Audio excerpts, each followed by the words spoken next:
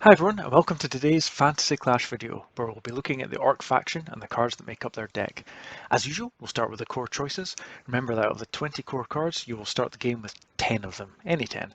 They are 5 unique cards, each with 4 copies each. We'll start off with the Orcs, who are a very strong attacking core choice. 9 is a high attack score for a core card, and their large size score of 14 means there's a good chance they will be rolling an extra d6, especially against other core cards. They are fragile though in defense, so you need to be careful where you commit them. The Zeppelin is next, and it's not really going to help in a fight, but its ability to scout is very useful. This means that you can use its range score of 3 to reveal a card in range and still face down. As this skill is used in the movement phase, it can allow you to check cards and reveal them before committing to an attack. Don't fly them too close to enemy lines though, as it's easily shot down. Next up are the Gremlins. They are the trick cards of the Orc deck. On the surface they look terrible, but the Trapper skill is their party piece. If a card attacks the Gremlins in close combat and they have not been revealed yet, then they will be trapped and removed from play, as will the Gremlin card. The sacrifice though will nearly always favour you, especially if you catch an elite card like Knights. Just be careful to keep them hidden or they won't be of any use to you. The Goblin Archers are the ranged option at core level for the Orcs. The stats look pretty terrible, so why even bother taking them? Well, that would be Arrow Storm. What the Goblins lack for in quality, they make up for in quantity. This allows you to use their size advantage just like in close combat, except with ranged attacks. Coupled with their high size score, this means the Goblins will be rolling more dice to make up for their poor attack score. Goblins are similar to their archer brothers in that they look poor initially, but the goblin mob gives them a bonus dice if they outnumber their opponents. So normally, having double or more size score lets you roll an extra d6 in close combat. The goblins, however, will roll 2d6 extra instead if they outnumber. This allows them to overwhelm smaller opponents. Just keep them away from anything big. Are same as other armies in that there are 4 types, each with 3 cards. You can take 5 in any combination to start the battle. Shamans are first up, and they have the magic ability, which gives them access to the Orc magic deck. Being able to cast spells can be a huge advantage and can easily turn the tide of the game. We'll look at the Orc spell deck later. The more Shamans in play, the better chance you have of casting your spells. The Orc Catapult is your artillery piece for the Orc army. Its range of 3 lets you bombard the enemy from afar. As with most war machines, positioning is critical as they are fragile to attack, so you don't want them on the front lines, but still close enough to cause damage. Just remember, when a war machine is revealed, it cannot move afterwards. Boar Riders are next, and they are a very violent attack-minded card. With an attack of 11 and the charge ability giving them an extra dice in attack, they are very dangerous on offense against most cards. They struggle though in defense, so be very careful how you commit them.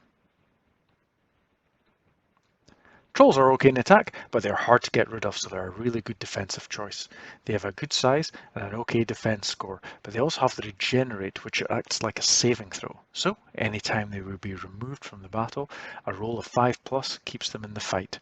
They also have a natural magical resistance, as seen with a magic score of 5, which can be a massive help surviving incoming magic attacks. Now onto the rare elite level cards. Only 3 different types, each with only 2 cards. You can pick any 3 to start the battle.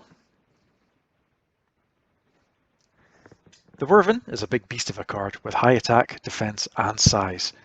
Where it shines though is its flyability, which makes it very mobile around the battlefield compared to other cards in the Orc deck.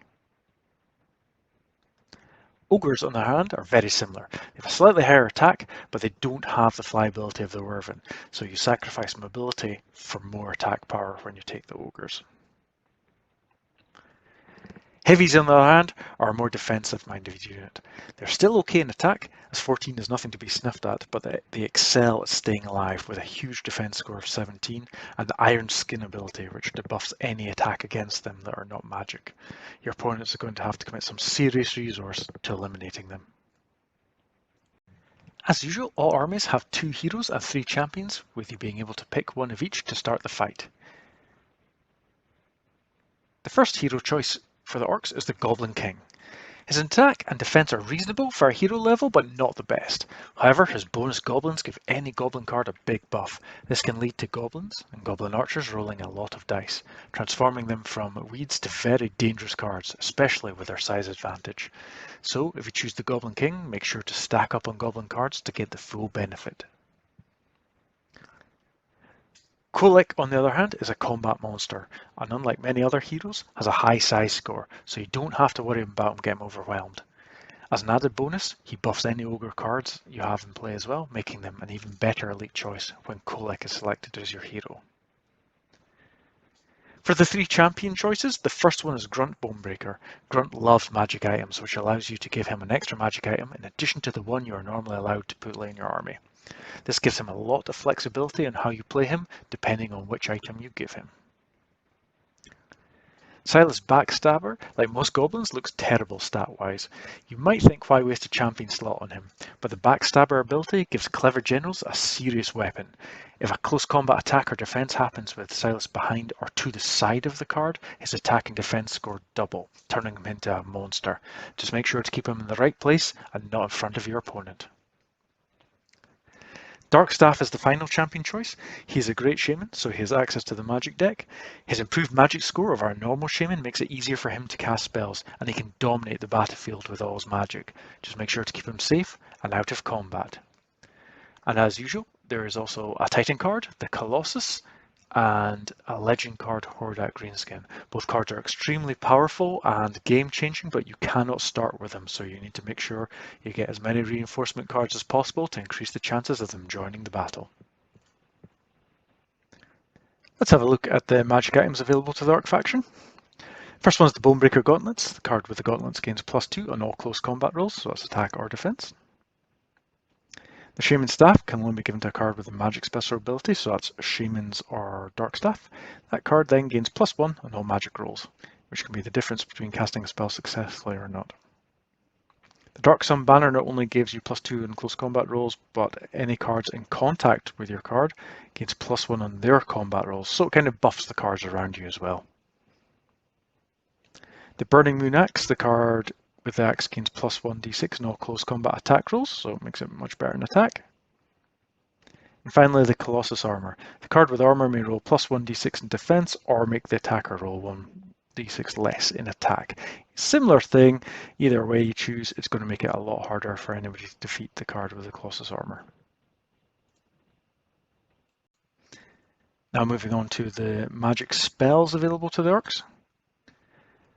First one, easiest to cast at 18, is Orc Blast. Play an opponent's card, roll 1d6. If the score beats the card's magic score, it's removed from play. So it's just a straight magic score beat required. So if the card's got a magic score, it's probably not going to be much use, but it can be used to take out cards with a much lower magic score. Most cards have a magic score of 0 though, so very useful. Net Wounds, playing your own card. The card with Net Wounds rolls an extra d6 next time it makes a defense roll, so that makes it harder to beat. Muscle Growth, playing your own card. The card then doubles its attack and defense score for the following 2 turns, so that can make some really, really high numbers. After the second turn is completed though, it's removed from play and put into your opponent's conquered pile as the card disintegrates under the pressure of the Muscle Growth. Rage you can play on your own card as well. The card will now roll 3d6 for attack rolls, but it will roll 1d6 less in defense rolls, so you can sacrifice defense for a lot more attack.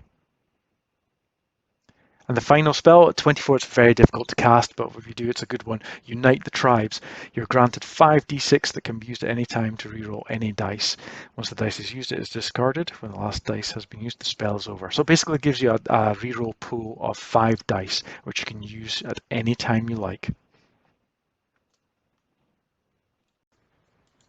And that finishes up our look at the Orc Army. Thank you very much for watching. Hopefully catch you again soon.